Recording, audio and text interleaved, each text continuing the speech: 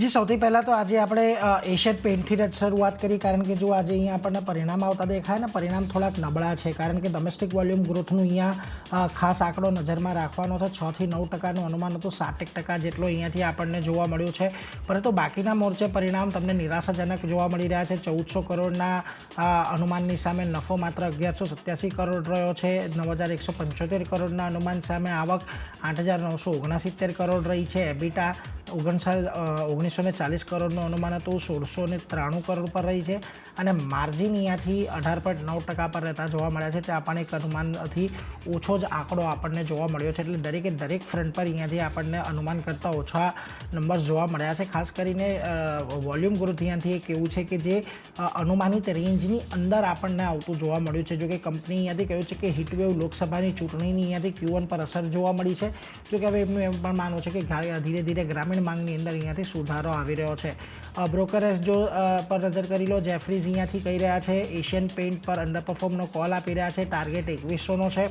બીજી તરફ JP Morgan neutral call આપી રહ્યા છે, ટાર્ગેટ 2800નો આપી રહ્યા છે. ગોલ્ડમેન સેક્સ અહીંયાથી લગભગ ન્યુટ્રલ કોલ આપી રહ્યા છે, 2750નો ટાર્ગેટ તેમણે અહીંયાથી આપી રહ્યા છે. જોકે તેમણે કહ્યું છે કે અહીંયાથી FY 25-27 માટે ઘણા બધી બ્રોકરેજ દ્વારા અહીંયાથી EPS કટ કરવામાં આવ્યા છે. અને જે સ્લોડાઉન આવ્યું છે અહીંયાથી મેનેજમેન્ટ એવી પણ અપેક્ષા રાખી રહ્યું છે કે આવનારા સમયમાં અહીંયાથી આપણને એક રિકવરી જોવા મળે. એટલે એશિયન પેઇન્ટ્સ પર આજે ખાસ નજર રાખતા રહેજો. આ ઉપરાંત LTI માઇન્ટ્રી પર ખાસ નજર કરજો. આજના દિવસે ત્યાં પણ આપણને પરિણામ આવતા જોવા મળ્યા છે. કંપનીએ ડોલર રેવન્યુમાં 2.5%નો ગ્રોથ જોવા મળ્યો છે. આવક અહીંયાથી આપણને અનુમાન કરતાં સારી જોવા મળી છે, 2.8%નો ઉછાળો છે. નેટ પ્રોફિટ અહીંયાથી 3% જેટલું વધ્યું છે, 1133 કરોડ પર છે. ઓલમોસ્ટ અનુમાનથી આજુબાજુ જોવા મળ્યા છે. અને એબિટ અને માર્જિનની અંદર પણ આપણને વધારો જોવા મળ્યો છે. જોકે માર્જિન અહીંયાથી અનુમાનિત રેન્જની અંદર આવતા જોવા મળ્યા છે, એટલે એના પર એક ખાસ ધ્યાન રાખતા રહેજો. જોકે અહીંયા તમને TCV જે ડીલ વિન છે લગભગ $1.4 બિલિયન પર રહેતી જોવા મળી છે. અને BFSI, ટેક, મીડિયા અને મેન્યુફેક્ચરિંગ બધામાં એક સારો ગ્રોથ અહીંયા આપણને જોવા મળ્યો છે. એટલે એક સારા પરિણામો છે જે અત્યાર સુધી આપણે જોયું છે. દરેકે દરેક IT કંપનીઓમાં કે જે અનુમાનો ઓછા હતા ને ઓછા અનુમાનોની સામે આપણને સારા પરિણામો રહેતા જોવા મળ્યા છે. બ્રોકરેજ અહીંયા જોઈ લો, નોમુરા અહીંયાથી રિડ્યુસનો કોલ આપી રહ્યા છે, ટાર્ગેટ 4670ના આપી રહ્યા છે. એમનું કહેવું છે મોડેસ્ટ બીટ ટોપલાઇનમાં જોવા મળી છે. જોકે માર્જિન અહીંયાથી તેમના અનુમાન મુજબ નથી. અને એમનું કહેવું છે FY 25માં માર્જિનની અંદર કોઈ પણ સુધારો આવે એવું અત્યારે નથી લાગી રહ્યું, એટલે એના પર એક ખાસ નજર રાખજો. બીજી તરફ L&T ફાઇનાન્સના પરિણામો આવતા દેખાયા. પ્રોફિટ અહીંયા 29% વધ્યો, રેવન્યુની અંદર 17%નો વધારો છે. નેટ ઇન્ટરેસ્ટ ઇન્કમ 23% જેટલી વધી છે. જોકે બીજી તરફ તમને અહીંયાથી NIMની અંદર પણ સારો એવો વધારો જોવા મળી રહ્યો છે. અને GNPA અહીંયાથી થોડાક વધતા જોવા મળી રહ્યા છે, એટલે એના પર એક ખાસ ધ્યાન રાખજો. જોકે જૂન સુધીમાં લોન બુક અહીંયા 13% જેટલી વધીને 88,717 કરોડ પર પહોંચી છે, એટલે એ તો છે. પરંતુ ખાસ કરીને અહીંયાથી NPAના લેવલ જે થોડાક વધતા દેખાયા છે એ અહીંયાથી કદાચ ચિંતાજનક હોઈ શકે છે, એટલે L&T ફાઇનાન્સ પર નજર ખાસ રાખજો. બીજી તરફ TV18ના પરિણામો આવતા દેખાયા. કોન્સોલિડેટેડ રેવન્યુ અહીંયા 3% જેટલી ઘટી છે. ઓપરેટિંગ એબિટા લોસ જે છે એ 54 કરોડથી વધીને 109 કરોડ પર રહ્યો છે. જોકે અહીંયાથી ખાસ કરીને કંપનીએ કહ્યું છે કે Q1માં TV ન્યૂઝ એબિટામાં મોટો ફેરફાર, આવક 14% રહી છે, ખર્ચ ફ્લેટ રહ્યો છે. અને ન્યૂઝ પોર્ટફોલિયોમાં 30%થી વધુનો ગ્રોથ જોવા મળ્યો છે, એટલે આ કંપની પર એક નજર રાખજો. બીજી તરફ જસ્ટ ડાયલના પણ પરિણામો આપણને આવતા દેખાયા. પ્રોફિટ અહીંયાથી લગભગ 70% જેટલો વધ્યો છે, આવક 13% જેટલી વધી છે. એબિટા અહીંયાથી લગભગ ઓલમોસ્ટ આપણને ડબલથી થોડા વધારે થતા જોવા મળ્યા છે. અને માર્જિનમાં પણ સારો એવો ઉછાળો છે, 14.8%ની સામે 28.7% પર માર્જિન જોવા મળ્યા છે. એટલે જસ્ટ ડાયલ આજના દિવસે ફોકસમાં અહીંયા પણ એક આપણને સારો એવો ઉછાળો જોવા મળી શકે છે. બીજી તરફ તમને HDFC બેંક પર સમાચાર આવતા દેખાઈ રહ્યા છે. મૂડીઝ દ્વારા રેટિંગ અસેટ ક્વોલિટીમાં સ્થિરતા યથાવત રહેશે એવું કહેવામાં આવ્યું છે. અને ખાસ કરીને HDFC બેંકે ડાયવર્સિફાઈડ પોર્ટફોલિયો અને અસેટ ક્વોલિટી સ્થિર રહેવાનું તેમનું અનુમાન છે. અને એમનું કહેવું છે કે HDFC બેંકની રેટિંગ ભારતમાં પોઝિટિવ ઓપરેટિંગ માહોલ દર્શાવે છે, એટલે આના પર એક નજર રાખજો. મૂડીઝ અહીંયા HDFC બેંક પર થોડુંક પોઝિટિવ છે. બીજી તરફ બજાજ ફાઇનાન્સ માટે થોડા નેગેટિવ ન્યૂઝ છે. ઇન્સ્યોરન્સ રેગ્યુલેટર જે છે IRDAI એમણે નિયમોના ઉલ્લંઘન માટે લગભગ 2 કરોડનો દંડ ફટકાર્યો છે.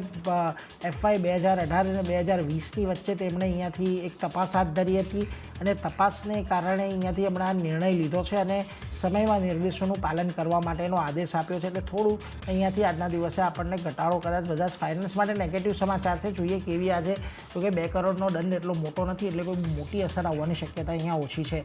બીજી તરફ ટેક્નો ઇલેક્ટ્રિક આજથી QIP લોન્ચ કર્યો છે. ટેક્નો અને 1250 કરોડનો QIP એમણે લોન્ચ કર્યો છે. 1435-1450 પ્રતિ શેરના રેન્જની અંદર અહીંયાથી ભાવ શક્ય છે. 5% ડિસ્કાઉન્ટ પર છે જે પરમ દિવસનો બંધ ભાવ હતો એનાથી. એટલે અહીંયા એક ખાસ ધ્યાન રાખજો. ટેક્નો ઇલેક્ટ્રિકનો QIP આજથી ખુલ્યો છે. અહીંયા કેવી અસર જોવા મળે છે એના પર એક ખાસ નજર રાખીશું. તો આજના દિવસે એશિયન પેઇન્ટ્સ, LTI, માઇન્ટ્રી આ બધામાં ખાસ ફોકસ રાખજો. ચાંદની, આ બધા સ્ટોક્સને આજે ખાસ ફોકસમાં રાખીશું. જી, હું શરૂઆત મારુતિ સુઝુકી સાથે કરીશ. અહીંયા આજે ફોકસ એટલા માટે રહેશે કારણ કે સ્ટ્રેટેજીની જાહેરાત કરવામાં આવી છે કંપની તરફથી. 10 વર્ષ માટે ટેક સ્ટ્રેટેજી જે છે તેની જાહેરાત કરવામાં આવી છે અને સ્ટ્રેટેજીમાં વ્હીકલ્સ માટે લાઇટ વેઇટ અને સેફટી બોડી જે છે તે અહીંયાથી એનો સમાવેશ થઈ રહ્યો છે. કંપનીની જે બેટરી ઇલેક્ટ્રિક વ્હીકલ છે તેના ઉપર ખાસ કરીને ફોકસ જે છે તે અહીંયાથી રાખવાની યોજના બનતી દેખાઈ રહી છે અને કંપની હવે સોફ્ટવેર નિર્ધારિત વાહનો જે છે તેને તેની માટે સરળ અને સસ્તું સિસ્ટમ જે છે તે પણ અહીંયાથી બનાવતી જોવા મળશે. બીજી બાજુ વ્યક્તિગત જરૂરિયાતોને અનુરૂપ જે છે તે આ સોફ્ટવેર નિર્ધારિત વાહનો જે છે તે કંપની અહીંયાથી બનાવશે. તો આ જે સ્ટ્રેટેજી કંપની બહાર પડતી દેખાઈ રહી છે તેને કારણે મારુતિ સુઝુકીનું કાઉન્ટર આજે ફોકસમાં રાખવાનું રહેશે. નેક્સ્ટ કાઉન્ટર GMR એરપોર્ટ્સનું રહેશે. અહીંયા એક બિઝનેસ અપડેટ આપણને આવતા દેખાઈ રહ્યા છે. ખાસ કરીને જૂન મહિનાની વાત કરી લઈએ તો જે પેસેન્જર ટ્રાફિક છે તેમાં 8%નો વધારો આપણને જોવા મળતો દેખાયો છે યર ઓન યર બેઝિસ પર. અને જૂન એરક્રાફ્ટ મુવમેન્ટની વાત કરી લઈએ તો લગભગ 6%નો વધારો આપણને ત્યાં બનતો દેખાયો છે. તો એક સારા બિઝનેસ અપડેટ GMR એરપોર્ટ્સનું કાઉન્ટર પોઝિટિવ રિએક્શન બતાવી શકે છે. ફોકસ રાખવાનું રહેશે અહીંયા પણ.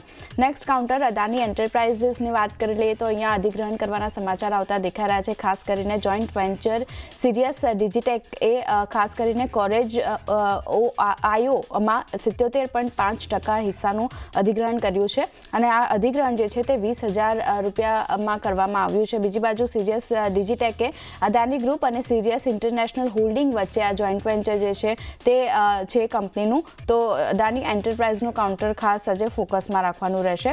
કઈ રીતે સ્ટોક રિએક્ટ કરે છે. બીજી બાજુ વાત કરી લઈએ અદાની ગ્રીનની તો અહીંયા પણ ફોકસ આજના દિવસે રહેશે કારણ કે Q1 અપડેટ આપણને આવતી દેખાઈ રહી છે જેમાં ઓપરેશનલ ક્ષમતાની વાત કરી લઈએ તો તેમાં 31%નો વધારો આપણને જોવા મળતો દેખાયો છે અને વધીને 10,934 મેગાવોટ પર આપણને ઓપરેશનલ ક્ષમતા જે છે કંપનીની તે પહોંચતી દેખાઈ રહી છે. સેલ્સ એનર્જીની વાત કરી લઈએ તો તે પણ 22%નો વધારો ત્યાં પણ આપણને જોવા મળતો દેખાયો છે. જે સોલર પોર્ટફોલિયો છે તેની વાત કરી લઈએ તો તે જે 25.4% પર 99.4% પ્લાન્ટ ઉપલબ્ધતા છે તે આપણને અહીંયા સોલાર પોર્ટફોલિયોની રહેતી દેખાઈ રહી છે. વિન્ડ પોર્ટફોલિયોની વાત કરી લઈએ તો ત્યાં જે પ્લાન્ટની ઉપલબ્ધતા છે તે 96.8% પર રહેતી દેખાય છે અને હાઇબ્રિડ પોર્ટફોલિયોની વાત કરી લઈએ તો તેના પ્લાન્ટની ઉપલબ્ધતા ખાસ કરીને 99.7% પર આપણને રહેતી દેખાય છે. તો એક સારા બિઝનેસ અપડેટ અને Q1 અપડેટ જે છે તે આપણને અદાની ગ્રીન તરફથી આવતા દેખાયા છે. અહીંયા પણ ખાસ એક ફોકસ રાખવાનું રહેશે. TVS મોટરની વાત કરી લઈએ, ગ્લેનમાર્ક ફાર્મા એની પહેલાં વાત કરી લઈએ તો અહીંયા જે મંજૂરી મળવાની સમાચાર બનતા દેખાયા છે તેને કારણે સ્ટોક ફોકસમાં છે. ટોપિરામેટ કેપ્સ્યુલ USP માટે ખાસ કરીને ANDA પાસેથી મંજૂરી મળતી દેખાઈ રહી છે અને આ દવા જે છે ખાસ કરીને તે એપિલેપ્સીની સારવાર માટે ઉપયોગ કરવામાં આવે છે. US માર્કેટમાં દવાના સેલ્સનું વાર્ષિક વેચાણની વાત કરી લઈએ તો વાર્ષિક ધોરણે લગભગ $21.9 મિલિયન પર આપણને રહેતું દેખાયું છે. તો એક ગ્લેનમાર્ક ફાર્મા પણ આજે પોઝિટિવ રિએક્શન બતાવી શકે છે. અહીંયા પણ ફોકસ રાખવાનું રહેશે. હવે TVS મોટરની વાત કરી લઈએ તો અહીંયા પોઝિટિવ સમાચાર બનતા દેખાયા છે. કંપની સબસિડરી જે નોર્ટન મોટરસાયકલ છે તેમાં 200 પાઉન્ડ મિલિયનનું રોકાણ અહીંયાથી કરતી આપણને જોવા મળશે અને વૈશ્વિક સ્તરે ખાસ કરીને વિસ્તરણ કરવા માટે આ રોકાણ જે છે તે કંપની તરફથી કરવામાં આવશે. તો TVS મોટર પણ આજે એક પોઝિટિવ રિએક્શન અહીંયા જોવા મળી શકે છે. ધ્યાન રાખવાનું રહેશે. ONGCની વાત કરી લઈએ તો અહીંયા પણ પોઝિટિવ સમાચાર છે સ્ટોક માટે. ઝારખંડ ખાતે જે બોકારોમાં કોલ બેડ મિથેન બ્લોક જે છે તેમાં કંપનીએ ઉત્પાદન ફરી શરૂ કર્યું છે. એને કારણે સ્ટોક એક પોઝિટિવ રિએક્શન બતાવી શકે છે, તો ઓએનજીસી પર પણ નજર રાખવાની રહેશે. કેઈસી ઇન્ટરનેશનલ આજે દિવસભર પોઝિટિવ રિએક્શન બતાવી શકે છે, કારણ કે કંપનીને ઓર્ડર મળ્યા છે. ભારત અને મિડલ ઇસ્ટ, ઓસ્ટ્રેલિયા અને યુએસ પાસેથી કંપનીને ખાસ કરીને ઓર્ડર મળ્યા છે અને 1100 કરોડના આ નવા T&D ઓર્ડર જે છે તે કંપનીને અહીંયાથી મળતા દેખાયા છે. તો કેઈસી ઇન્ટરનેશનલમાં પણ ફોકસ રાખવાનું રહેશે. નઝારા ટેક નેક્સ્ટ કાઉન્ટરની વાત કરી લઈએ તો અહીંયા કંપનીને નોટિસ મળવાના સમાચાર આવતા દેખાયા છે. સબસિડરી કંપની ખાસ કરીને નઝારા ટેકની જે છે ઓપન પ્લેને જીએસટી વિભાગ કોલકાતા પાસેથી નોટિસ મળી છે. 845.72 કરોડની કારણ બતાવો નોટિસ જે છે તે અહીંયાથી કંપનીને મળતી દેખાય છે. અને હાલાપ્લે ટેકનોલોજીસ જે છે તેને પણ જીએસટી વિભાગ કોલકાતા પાસેથી નોટિસ મળી છે. 245 કરોડના જે કારણ બતાવો નોટિસ છે તે અહીંયાથી મળતી દેખાઈ રહી છે. કંપનીઓને ખાસ કરીને નાણાકીય વર્ષ 2018થી લઈને 23 સુધી માટે આ જે કારણ બતાવો નોટિસ છે તે મળી છે જીએસટી વિભાગ તરફથી. તો નઝારા ટેક પર આજે એક ફોકસ રાખવાનું રહેશે. નેગેટિવિટી સ્ટોક આપણને થોડી ઘણી બતાવી શકે છે.